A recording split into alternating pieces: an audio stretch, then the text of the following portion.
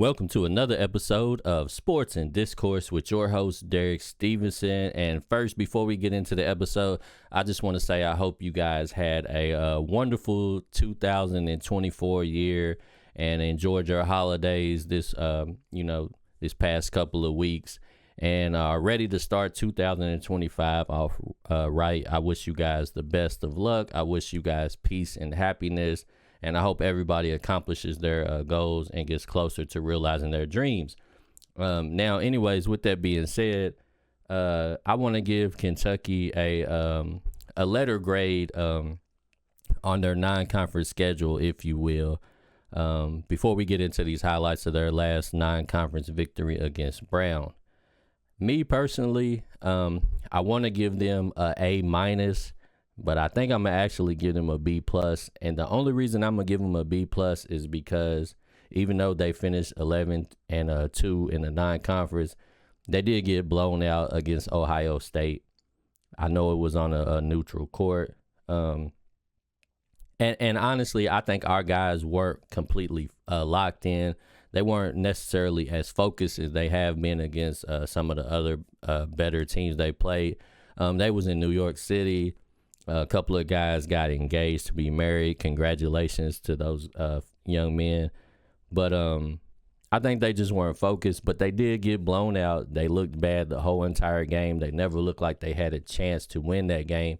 So even though they have quality wins against Duke, Gonzaga, and they got a rivalry win against Louisville, I'm still going to give them a B+. Just for that Ohio State. But you guys make sure you let me know in the comments what you think, what letter grade you would give the non-conference schedule. And the reason why I'm doing that is because I know it's about to get real serious in the SEC. It's going to get ugly for every team, not just Kentucky. There was 10 ranked teams in the SEC. I think I believe Arkansas was the lowest ranked at 23. But still, man, it's just every single game from here on out is going to be a tough matchup. The SEC is going to probably beat up on itself for the rest of the year. And one thing is for sure is every team that makes it into the tournament from the SEC is going to be battle tested. They're going to have plenty of games against top ranked competition, and they will be ready for the NCAA tournament. So I'm looking forward to this conference schedule. It's gonna be interesting. It could get ugly, like I said, for any team. I could see any team that wins the SEC ended up with 5 losses in the conference. It just seems like it's gonna probably be difficult to win on the road. So we gonna see. But anyways, that's my score. I mean, that's my letter grade. I'm giving them a B+. So you let me know what you think. And we can get into last night's game against the Brown Bears.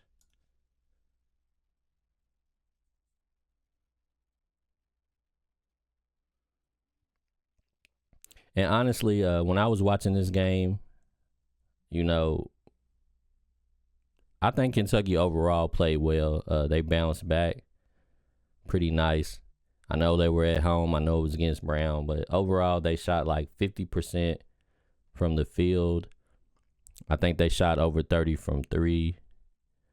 But the thing that they that stood out to me was they was playing really good defense against Brown. I think they turned them over like 20-something times. I think they had like 14 steals. About 5 blocks, something like that. But they were just playing steady on D. They was making Brown take a lot of tough shots, and that's pretty much what did it for them. Because Brown's actually they started off the game playing pretty well in my opinion, and Kentucky just wore them down with the defense. Even though Kentucky ended up shooting over 30% from 3, I still feel like Kentucky might need to start utilizing a little bit more mid-range game, because I feel like, sometimes when they can't get it going, I think they they kind of forget about the mid-range game, and I think they pretty good when they got some guys that take one or two dribbles and pull up. And I think they got to start getting it to Carr a little bit more down in the post, because Carr always, he always makes a lot happen. In my opinion, he's tough down there. He draws a lot of fouls. So he kind of just does his thing, if you ask me. And even though he can shoot the three, like, I like what he does down low. I like the presence that he gives them, because Kentucky definitely does fall in love with the three a lot. And, they got several big men that's capable of hitting a couple. But I like when they attack the basket. Even, like, right there, like, like Oweh got cut off, but I like that, he's taking the ball to the rim, because I think Oweh's, a lot more effective when he's going downhill. He can use his strength, his athleticism, and he can draw some fouls that way. But like I said, I like Kentucky's defensive effort more than anything. They actually lost the rebounding battle by 3 rebounds, but overall, like I said, they shot 50% from the field. And let me see exactly what it was. 35, almost 36% from 3.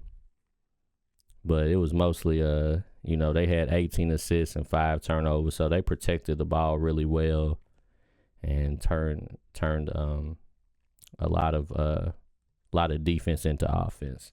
And Kentucky's a really good transition team. I know everybody probably considers them a 3-point shooting team, but when they get out in the transition and run the court, they actually do a lot better. Travis Perry with the step back right there.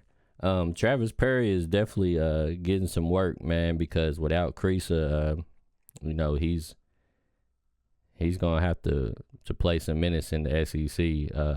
I would like to see if they could find a way to get Noah and Almanor a little bit more minutes, because I kind of like what they do. And plus, I think Noah, if he gets enough looks, I think he'll shoot a good percentage. And maybe it might just be a defensive thing, but I'd like to see some of them guys get a little bit more minutes. And of course, we gotta get Kobe Brea going, because when Kobe's in his rhythm and he's playing well, Kentucky's offense just seems to be a little bit better. But overall, like I said, steady game last night. I like what I seen. I just hope that they can keep things going and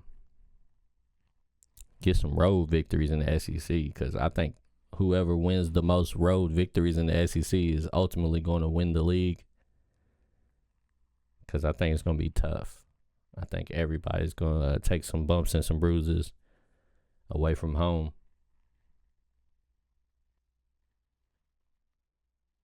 But I like when Kentucky just uses a lot of their action when they get guys moving around, because then it just kind of makes it, where guys is getting better looks, like we just seen from Otega-Tron. And then, like I said, in transition is where a lot of them guys can take advantage.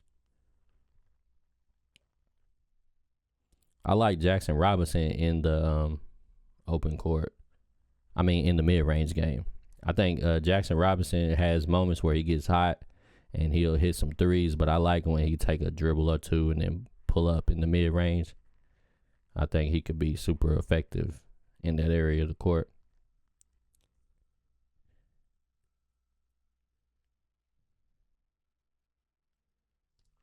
Let me see here.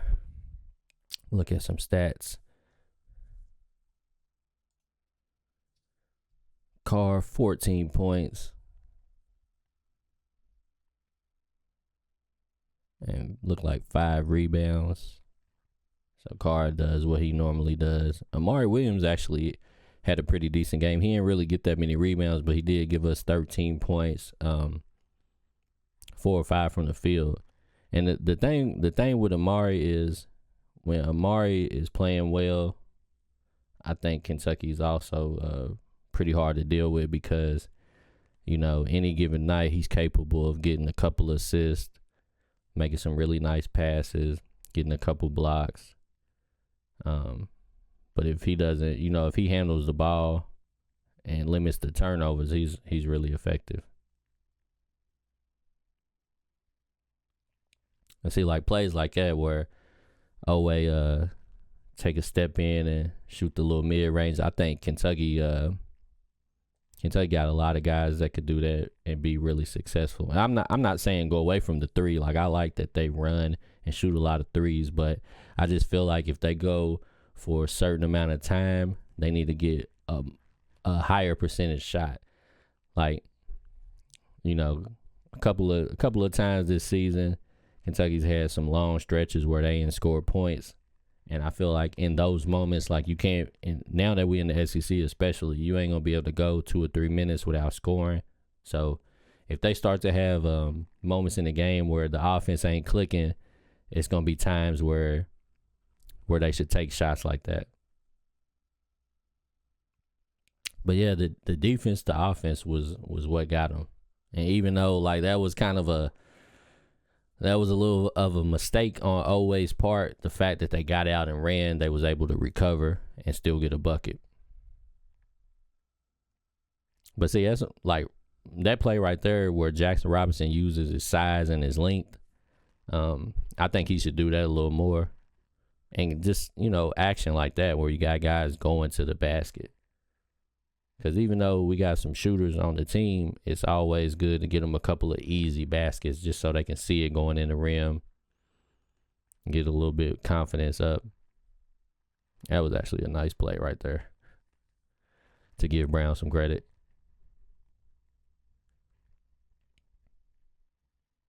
Garrison for 3. He shot a couple. Garrison, I like the way Garrison plays, man. Garrison plays hard on both ends of the court.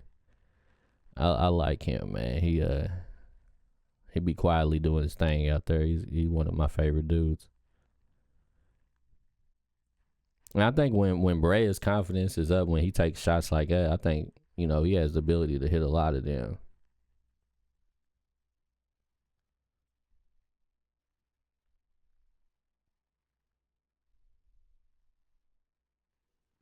But yeah, man, Kentucky, like I said, Kentucky played a solid game last night, a solid bounce back game from when they got smacked up by Ohio State. And I hope they are ready because, like I said, it's not going to get any easier. We got Florida coming in on Tuesday. Florida's going to be ready, and Kentucky got to make sure they match the energy. They got to make sure that they play solid defense and just limit the long stretches of scoring droughts, and I think they'll be just fine. But like I said, when I first started this video, I had to give Kentucky a strong B+ just because of the blowout loss to Ohio State. But you guys let me know what you think about Kentucky's non-conference schedule ending at 11-2. You give me a letter grade for them, and we'll get back at it next time. Sports and Discourse with Derek Stevenson.